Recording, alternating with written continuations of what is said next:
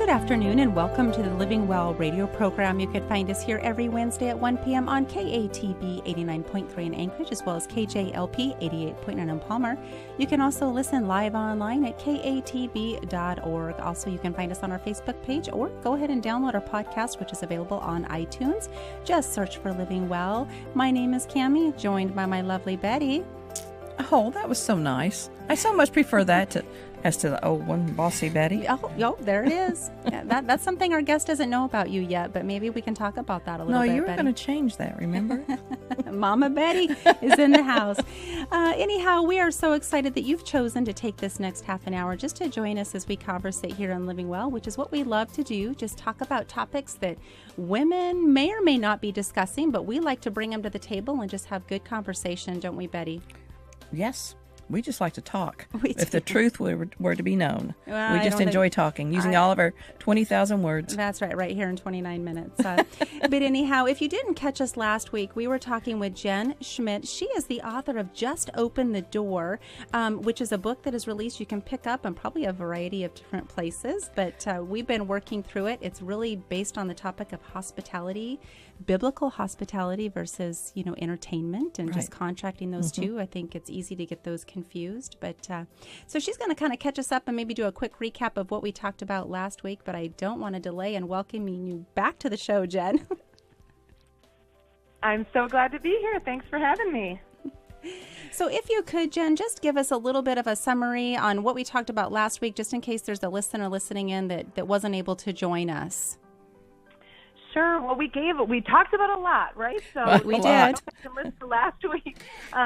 But just as kind of a summary, too, Just Open the Door, the subtitle is How One Invitation Can Change a Generation. And when we were picking the title of the book, I didn't want the word hospitality in the title because as women, we have all these preconceived notions that if we hear, oh, it's a book on hospitality, I know exactly what it's going to be about. But I have realized, no, people think it's going to be on entertaining and maybe, having a nice dinner party and how we can maybe weave the gospel into that. But it's about so much more. It's about how literally, not a big dinner party for 10 women, but how maybe just one invitation, one gift of offering an invitation to somebody else to welcome them into your home, your heart, if we want to, be kind of cheesy. It's about the home and the heart. And that stems from the great commandment. I don't know about you guys, but I grew up in the church. I've been, a Christian since named Jesus as Lord when I was 4 years old. And so I have colored a lot of coloring sheets in Sunday school that has the greatest commandment. Love the Lord your God with all your heart, soul, mind, and strength. And yet, as I started digging in to what true gospel-centered hospitality, the kind of radical, uncomfortable, sometimes messy hospitality that Jesus extends, this gift of invitation, I realized in the Great Commandment, he doesn't stop with just loving God. He then says to love our neighbor as ourselves. And there's no separating those two instructions, to love God and to love others. And what just has profoundly impacted me on that is there's no divided allegiance, right? Jesus didn't even pause like he could have before he presented those twin commandments. And so I really feel that the way we love our neighbors, that may be our literal neighbors, that may be loving our family and our kids who sometimes, if you have toddlers, they're way more neighborly than you'd like, crawling all over you all the time. It may be the neighbor in your cuticle, but cuticle, oh my goodness, cuticle. The office next to you. We're not doing manicures here. But the way we love our neighbor reveals something about the way we love God. And then the way we love God reveals something about the way we love our neighbor. And so, when I just think about that, I know we kind of throw that word love around because I love French fries and I love Chick-fil-A and I, love my coffee in the morning. But when we go into this heart of agape love, we want our love for God and his love for me to spill out to those around me. And it needs to be in a tangible way as we are the hands and feet of Jesus. And when people are welcomed into our home, I want them to wonder what makes me different, right? Because a lot of times, those of us who name Jesus as Lord or call ourselves Christians, especially kind of, it seems to me these days, we're not looking a lot different from the world. And so I'm really excited about the opportunity that just opened the door, then the message that threads throughout on numerous topics that women can relate to, on how we can use it as a vehicle to point others to Him. Well, and let me just mention this too. That's such a great backdrop for what we're going to be talking about, and so many points. We could literally just take that apart and do several probably shows on that. But here's what I love about one thing, a statement you make, Jen, early on in your book, because here's what I think really separates the difference between true hospitality and entertainment is if I'm entertaining, I've put a guest list together. These are the people that I want there. This is when I want to do it. This is how I want to do it. But then when you start talking about biblical hospitality, here's a quote from your book. Hospitality is making your guests feel at home, even if you wish they were. I mean, is that just pure honesty or what? And that's the difference. It's creating a hospitable environment, whether you want them there or not, because it's not really about your guest lists and your decor. So I don't know, take us there for just a moment, because I think that that's probably very relatable to a lot of women. Well, and there's been a lot of times I have had people in my home where I didn't want them there. And I was tired and I was exhausted, and maybe it had been an invitation that I extended previously in the week, and now the morning happened and everything in me The morning just happened. I love that. Yeah, and everything just wanted me to cancel. And yet, if there's one thing I know about, being a woman and working with women and ministering aside women, is that we're in a day and age where even though we're super connected, maybe online, and we have Facebook relationships, we are lonely and isolated, and women need to connect, and we desire and crave community.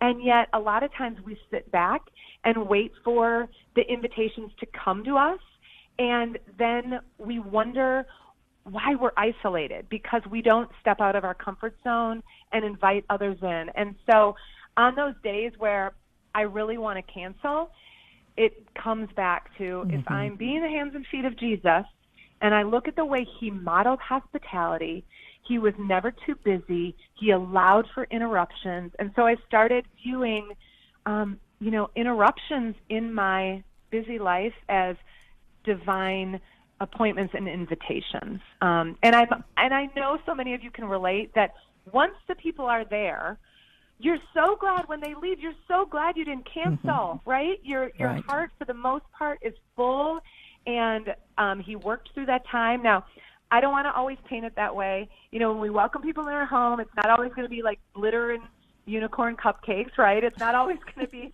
rainbow perfect. Sometimes people leave, and you think, oh, that didn't go how I was expecting it. And yet that's when you continually keep inviting.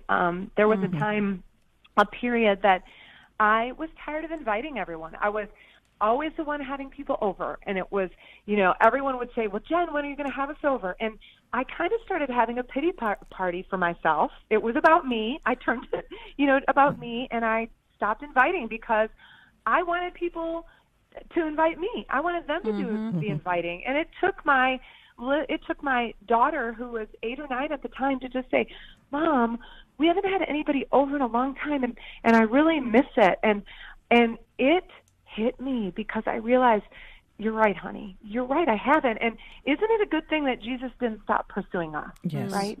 The times that I've turned my back on Him and the times that I've closed my door on Him, and He continued to pursue, and He continued to invite, and He continued wherever He walked His road of welcome in His every day. Look at Scripture. When He walked His road of welcome, He said, come eat with me, come drink with me, come follow me. He never stopped. And so if I want to be that image bearer, and if I truly want to make Him known, then I have to be willing to say, okay, I'm going to invite even when my feelings have been hurt. I'm going to invite even when I'm feeling really vulnerable and at a place where maybe I don't want to. And yet it's those times that I've found when I feel like I have nothing to offer, I feel like it's in those times where he's most used the hospitality. He's filled me in such a way because I'm not coming on my own strength. I'm coming where it's all about him. And so I'm so thankful that he continues to remind me of that. Yeah, that is really good. And I love the word pursue and how you highlight that too, of course, from Romans 12:13. But I love that you point out that this doesn't suggest that some people have the gift of hospitalities while others lack it. I mean, really, that removes every excuse we've got. I know. And it's funny because even now that the book, I can tell when women haven't really gotten past the first couple pages because I'll have somebody say, well, it's great that you have the gift of hospitality, but I just don't have that. And then we point out Romans where it says pursue hospitality. And for those grammar gurus, let's go. Pursue is an active verb. It's continually in motion. And nowhere in there is it an if-then. It doesn't say pursue hospitality only after you've learned how to, throw a great dinner party. It doesn't say pursue hospitality after your life is totally perfect and you've got these perfect children. It doesn't. It just says pursue hospitality. And so, yes, now some are more naturally gifted in conversations. Maybe some women are more gifted in opening their homes. It's just a more natural part of their personality. But it's not for those extroverts, and it's not for the cooks. Some of the most hospitable women I know are those introverts who are terrified at the thought of hosting a big event, but they pursue the heart of one woman, or they disciple one person, and they make amazing listeners. They give great eye contact. I mean, when you're in their presence, you feel heard and seen and known, and they are a total introvert. And so it's not about a personality type. It's not about, whether you're crafty or not. It's just about saying, okay, the Lord has called me, and he has equipped me, and he has appointed me wherever I am, in whatever stage of life, in whatever role, wherever I'm working right now. He wants me to pursue hospitality. And so that doesn't always necessarily mean it's going to be in our home. One of the chapters is the hospitality on the go. Some of the greatest aspects of hospitality that I've had the privilege of being a part of is when I took my hospitality on the go, and, hospitality will travel. And I, during my busy seasons where kids were in sports, I took my hospitality to the sidelines of the football field. And, to the left and the right of me, I knew that there were women who were stressed about getting dinner on the table, who were overworked and feeling not seen. And the Lord just said, Jen, look to the left and the right. These are women that need to be loved and need to know about me. And so instead of kind of having a pity party about my busy schedule, I started bringing a blanket and packed some extra snacks, and instead of burying my head in a magazine and kind of, not talking with anyone during those 2 hours, I just started inviting women to join me on my blanket, and I got to know women from every political background and every nationality and every socioeconomic background. And to this day, 15 years later, our son ended up playing Division I football, and to this day, it's been one of the hospitality on the go has been one of the greatest launching pads for our family's kind of living on mission. And that was taking my sports activities and offering hospitality. So sometimes it was in a hotel room and inviting people in, and I made food in the condo kitchen for the football team. Or sometimes I invited women to, hey, let's walk during practice. And we started a little walking group. So I think that we want to give a lot of excuses, and trust me, I know every excuse because I have tried them all. But when it comes down to it, if we just pray, Lord, open my eyes to the needs around me, and look for those opportunities to show hospitality, they're all around us. So I want to ask you real quick, Jen, just to really break this down into some super simple tips, because I, like many women, are visual, and I'm a big fan of a quote of "Don't tell me, but show me." So, Yes. I mean, take us to the sidelines of practice. Okay, you're sitting outside, you've got your blanket settled, you've got your snacks, you're sitting there by yourself, kind of looking forward to some time just to kind of unwind, enjoy watching practice. You look over, you see a woman. I mean, I don't know if that's the context of maybe how you did that, but take us to the next step. What is the approach to that other woman to get her on your blanket to have some good conversation? Well, and trust me, okay, you are going to have that nervous heart pitter-patter. You're going to think, I can't do this. This feels so awkward, right? Right. I think we all struggle, no matter what personality we are. We're all going to struggle with that.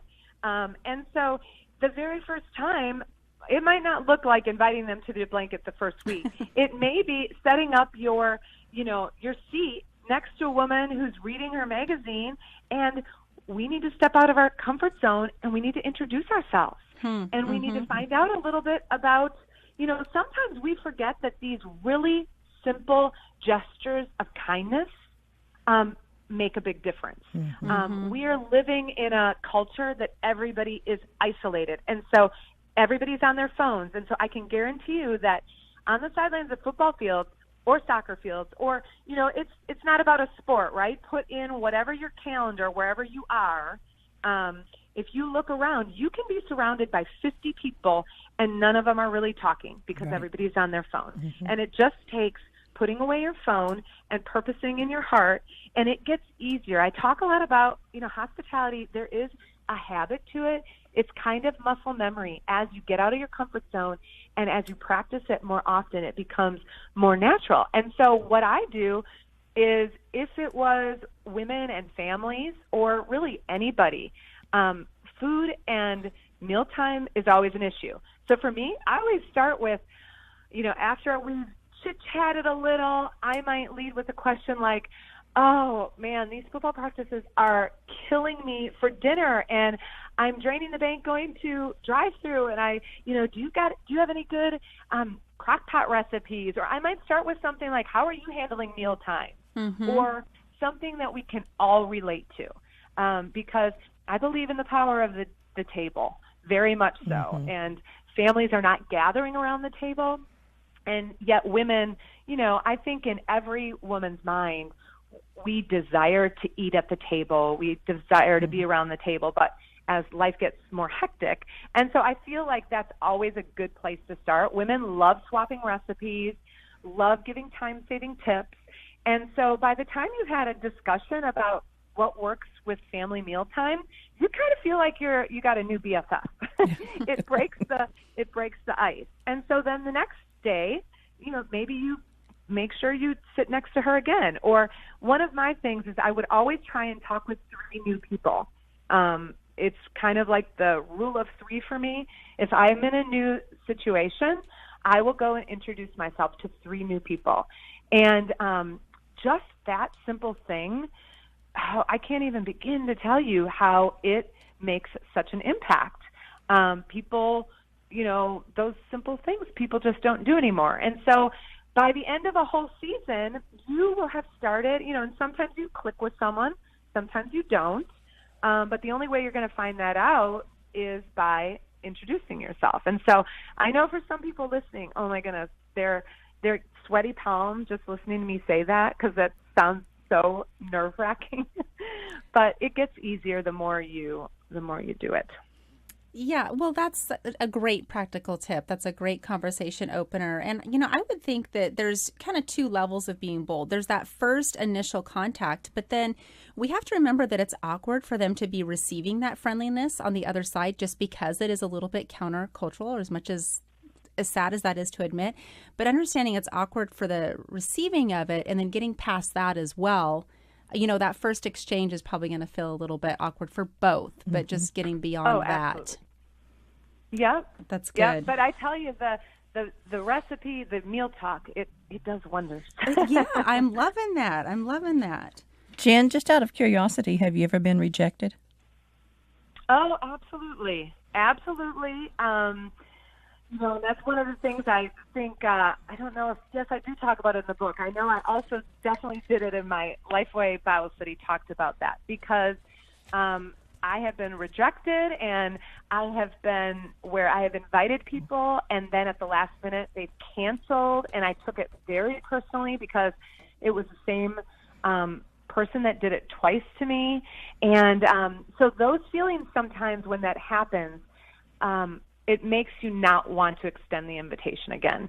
And then that's where we really have the choice, right? We have the choice to kind of stay hostage to our hurt feelings or to step forward in the host. And I love spontaneous hospitality. If we're talking practical tips, I love being spontaneous with an invitation because expectations are lowered. Let's just be honest, right? Yes. Exactly. If you invite someone a month in advance, then everybody knows that you've been thinking about this for a month.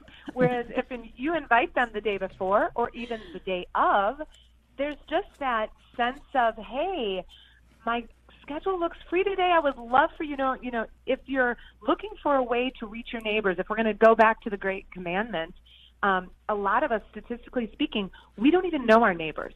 We don't know their names. We've waved to them maybe for a year, but this is a great opportunity to, start meeting your literal neighbors.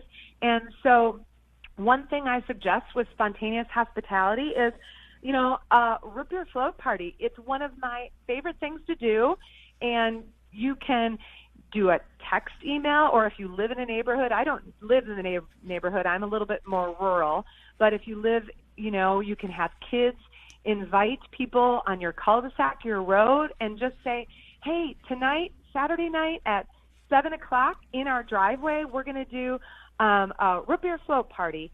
And maybe people, can't all come, but even if you have a couple families, there's no pressure. People aren't going to be in your house. They maybe have to go in to use the bathroom, but it's inexpensive because a lot of the tips that I give and Just Open the Door comes from most of our married life where we struggled with finances. So I didn't have the budget for any kind of elaborate hospitality, but I didn't want that to stop me.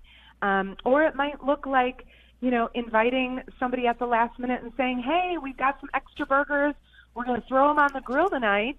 You guys want to come over?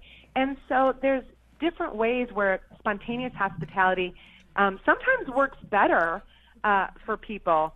But talking about being rejected, I had a woman who read that chapter in my book, and she messaged me and just said, Jen, I've invited 3 families, and they couldn't come, and it's so discouraging. And I get that. And I said, keep inviting. And then the next week, she messaged back and was so excited and said, people came, I put a pot of chili on, and I invited them at church, and I just invited them to come over after church for chili, and they came, and it was just such a great time. And so sometimes, it's going to take multiple invitations just because people are busy. We haven't created margin. We have stuffed our calendar to the point that we don't have the community anymore. Jen, we are almost out of time, and I have so many things I wanted to ask you, wanted to talk about, that I'm going to tell you the ones that I wanted to talk about and let you choose one to close out our show. How will that work? Let's see. Let's try it out. Okay, I wanted to talk about how your family created a family mission statement. And I wanted to ask you about adoption because you dedicated a chapter to adoption. And I went on your website and saw that beautiful video of your nephew, and I cried at the end. It was so sweet. Too. And I wanted to ask you about your dad because he wrote such a beautiful, what is it, Elevate the Ordinary? Is that where it was at? Yeah, no, the extra helping. Extra section. helping. Yeah, I had, So I'll let you take one of the 3, and you can close out our show. Yeah. I don't know where to start. I get really quickly on adoption. It's interesting. I added that chapter at the last minute. Initially, I wasn't going to even have that in, and then as I started diving into the whole heart of hospitality, I went, wait a minute. I mean, hospitality is rooted in adoption, and not just physical adoption, because I am adopted, but it's biblical. I mean, the entire theology is our adoption into God's kingdom. And so how can I not prioritize this and, go into it, because it is so important. And a lot of people too, I said, well, I don't write or talk or speak a lot about adoption because there are whole ministries that focus on that. But I wanted to highlight it because so many people say, well, I'm not called to adopt, but there are so many other ways that we can support those who are adopting or fostering. And again, it's kind of like the pursue hospitality. Some people don't take that as a commandment. Well, it's very scriptural. It's a commandment to take care of the widows and the orphans. And we almost sometimes put hospitality and taking care of widows and orphans, we put those as not as high of a priority, and they're just as important in God's kingdom. And so I, deal with that a little. And yes, my dad has been, did a family mission statement and wrote about that a little bit. But even though Just Open the Door obviously is written to women, because my three brothers and my dad all speak to how this legacy of hospitality plays out, a lot of women do come to me and say, well, my husband doesn't want to be a part of it. And my first question is, well, how long is this honey-do list when you decide to have somebody over? Because I think a lot of times men think it's more of a woman's thing, and it's not. It's just as important for the man to take that spiritual leadership and that headship and welcome, people in. But I think the women, they forget, right? They allow that, again, that social entertaining to hijack what hospitality is. And all of a sudden, before somebody can come over for dinner, you've got your husband changing out a chandelier. Or, or painting a room.